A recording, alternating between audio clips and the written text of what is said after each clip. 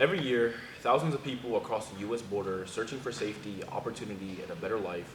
But standing at the center of that journey is ICE, Immigration, Customs, Enforcement. Created to protect the nation after 9/11, ICE has become one of the most debated agencies in America. In this documentary, we'll explore what ICE does, why it was created, and the controversy that surrounds it. Are you aware of the current ice raids that are going on around the world, specifically here in Alameda? Yeah, I know what's going on with the ice race that's been going on in Alameda.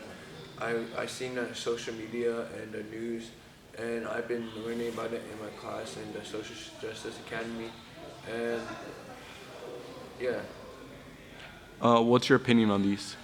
my opinion on this is like they're mostly targeting people of color, especially people who are dark skinned, more dark skinned from Menoan.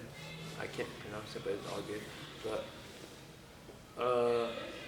they're targeting people of color mostly because of how we look and like the color of our skin and our immigrant status. Do you think they're handling it well? No, I don't think they're handling it well. Like they could like talk to the people like kindly or like they don't have to like use force and like brutally hurt them and like mentally hurt them to like ISIS going around taking people and like hurting them and just interrogating them like disrespectfully and they haven't done anything wrong. I'll get it if they have a criminal record or they've done something bad, but some of these people are like innocent and like haven't done anything bad in their life.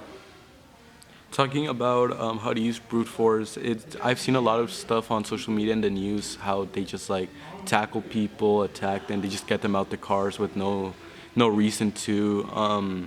Do you think that's fair? No, I don't think that's fair at all.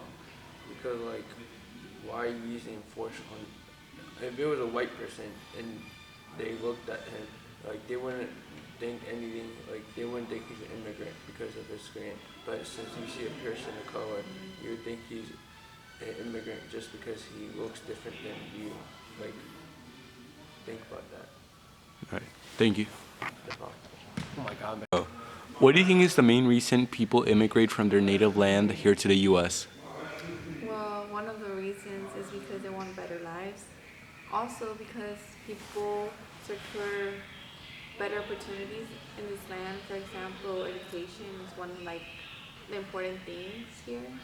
And mostly for them because they want to build their career as they grow up and they just want to learn more, something that probably they didn't have in their land. Many people believe in the American dream and that they can have more opportunities here in the U.S. than their homeland. Do you believe this idea has changed recently due to the recent fear ICE has instilled on us? I think yes, because most people are have fear of eyes and they just want again like good opportunities. And the slogan that they say make the American dream feels like it's not actually true based on the actions ICE is taking. For example, taking a father away from their family, the kids crying, people suffering, and most of all those hardworking parents and all the hardworking kids that come to this country to support the families back in their original country they're based in. Wait, cut that shit up. Yeah. No. Many people believe in the American dream and that they can have more opportunities here in the U.S. than their homeland. Do you believe this idea has changed recently due to the recent fear ICE has instilled on us? Yes, I really think that this idea has changed mostly because ICE has been taking a lot of families away and it feels like the dream they wish for isn't coming true. Here we have two students from Salandra High School, Harvey and Tony. What is your... Wait. Here we have two students from Salandra High School, Harvey and Tony.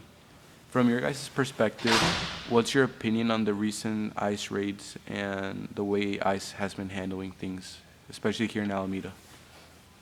Well, I feel like they handle it like unprofessionally because it's just like they're not even giving them a chance to like say goodbye to their family or nothing. They just come up and just take them. I feel like that's like you can at least give the family at least a chance to say goodbye or at least anything, not just instead of just taking them off the street just like that.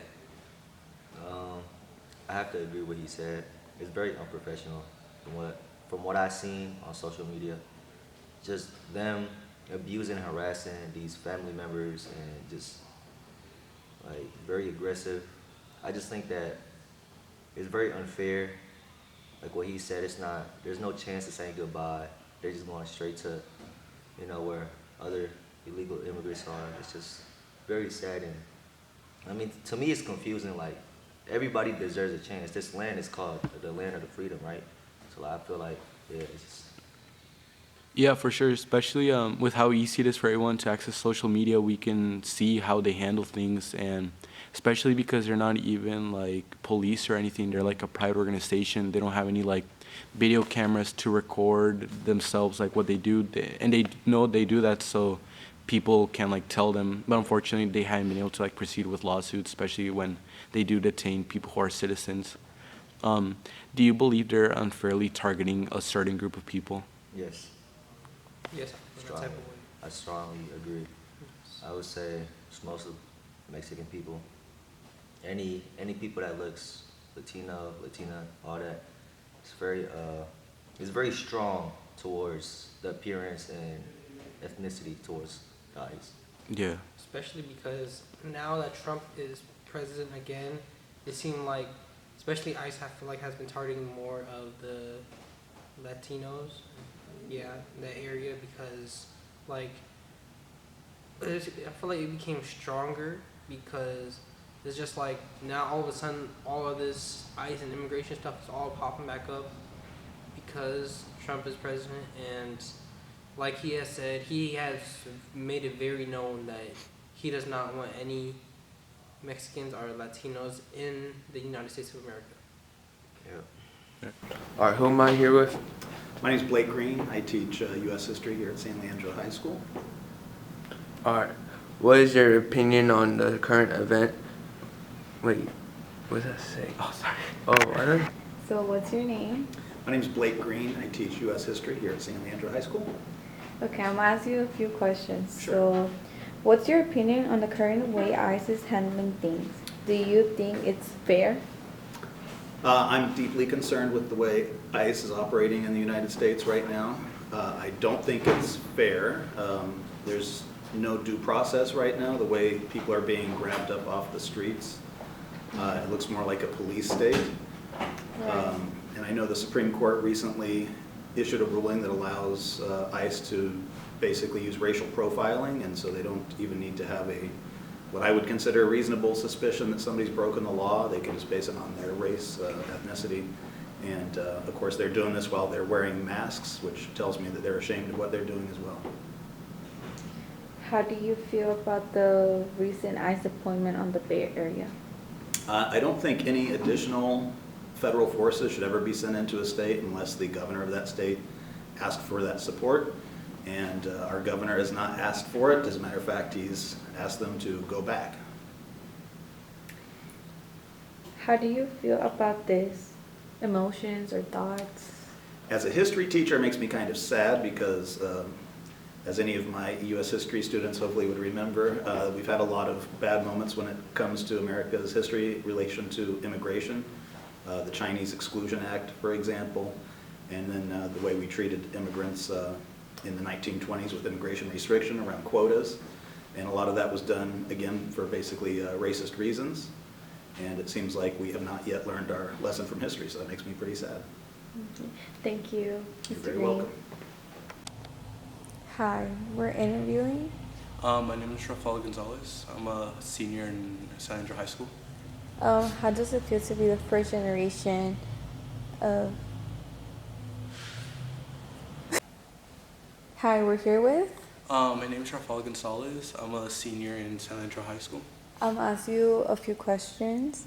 How does it feel to be the first immigrant child of immigrant parents?